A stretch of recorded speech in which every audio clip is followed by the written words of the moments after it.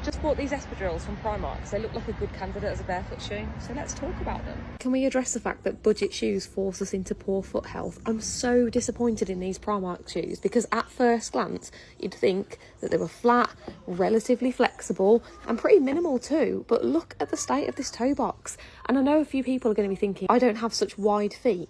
But when you look at this one, they're literally the same width. I've even put them together sole to sole to show you that they are literally the same width.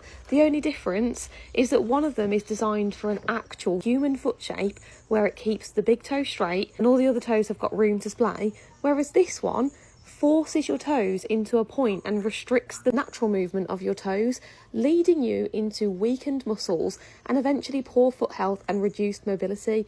It is so frustrating that this one only costs £5 and it's the most accessible, whereas this is like £90, and it makes me so mad that barefoot shoes are so pricey, because at the moment there's smaller brands that are trying to fight against this complete norms of fashion which literally just damage our health. Essentially, I wanted to pick these up to show you the difference and why it's such a critical difference to have actual function of our toes.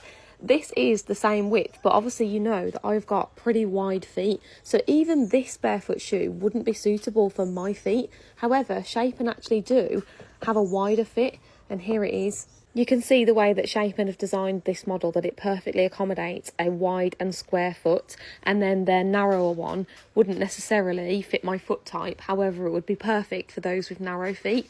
But even those who have got narrow feet would really suffer with a great deal of toe displacement and restriction inside something like this from Primark, and I definitely would avoid something like this. But that just further emphasises my point that it is so frustrating as somebody that is here advocating about barefoot shoes that we don't have much choice right now. But hopefully soon I can really feel that there's a rumble at the moment happening where there are going to be plenty more barefoot shoe options in the future. The pinnacle turning point, I reckon, will be this September at the UK's first barefoot shoe exhibition. So if you want more details about that, do let me know. I'm very excited about it.